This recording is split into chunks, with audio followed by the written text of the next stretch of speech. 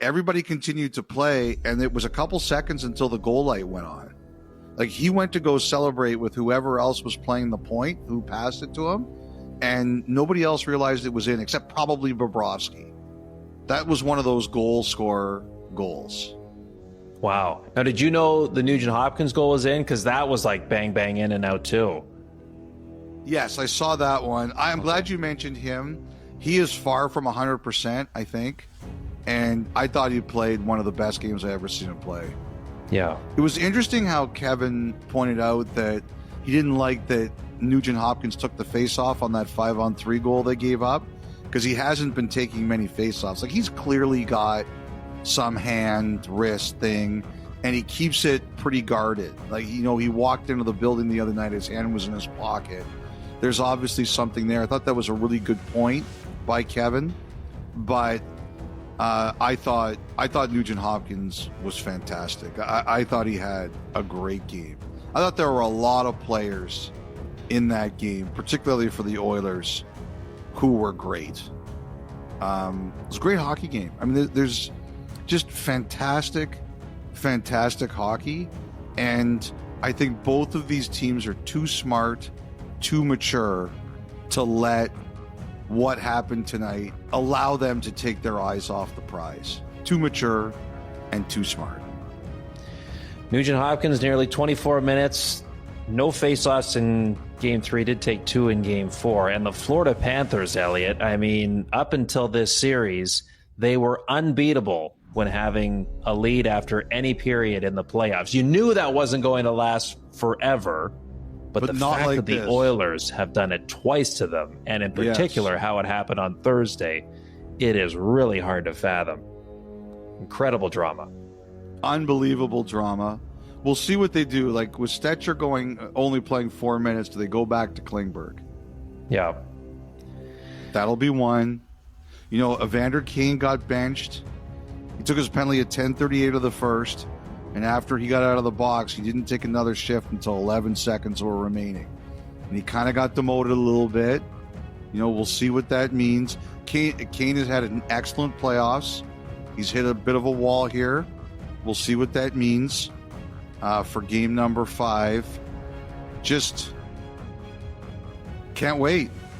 Long flight across the continent, but cannot wait for Saturday night. That's going to be a big hockey night in Canada, big hockey night in North America, big hockey night for hockey fans around the world.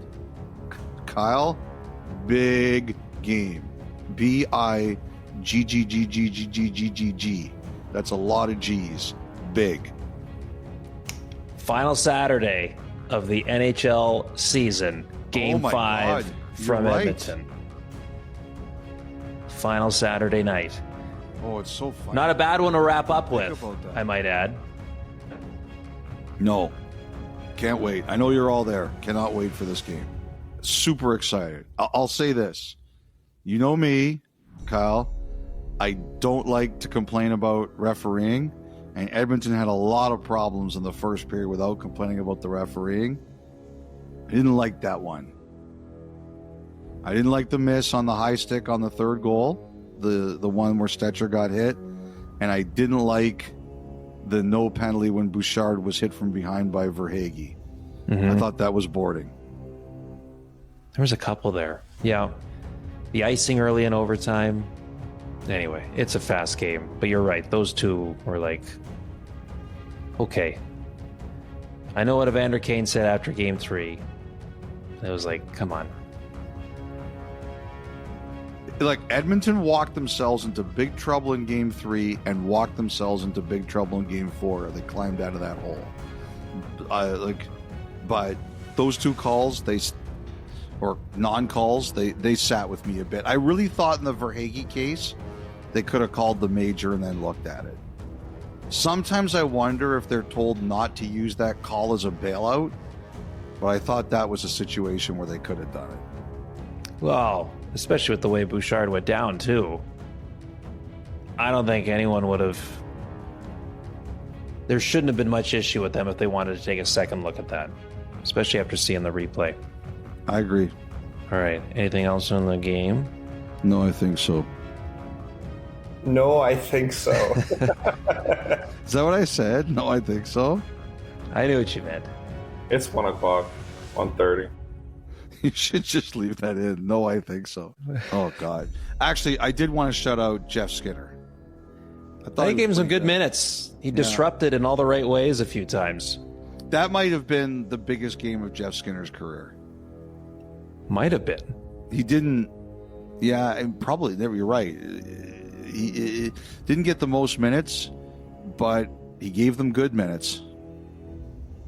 I think he earned another game. I agree. And Chris Knobloch has kind of built a bit of a reputation here, particularly in the playoffs when he's decided to make some lineup changes. They have usually worked out. Mentioned it was a tough go for Troy Stetcher in this one, but Jeff Skinner, yeah, he gave the type of minutes that I think you would want from a player like that in this game, and made the switch to Pickard to begin the second period, and that started the whole topsy-turvy way that this game ended up becoming. Okay, I do have two more things I want to say about this game. Number one, you know me, I believe in the value of mindset, right? Yep. What was Edmonton's mindset after Game 3, where they got killed? Let's wash off the stink right away. They were supposed to have basically an off day on Tuesday and skate on Wednesday. They canceled their off day. They had a full practice on Tuesday. Like, a lot of people who know a lot more about hockey than me were like, just get out on the ice, play with the puck, skate a little bit, make yourself feel good, get rid of that awful feeling you have about the way you were embarrassed in game number 3. Jennifer Botterill talked about that. And a number of other people I reached out to talked about that. I love that.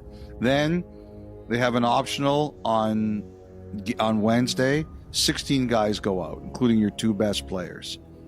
Like, be consistent. The most important thing in life is consistency.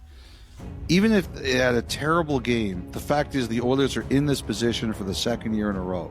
Something they're doing is working. What do all those guys do? They keep their habits. They love hockey. They go out on the ice and they win.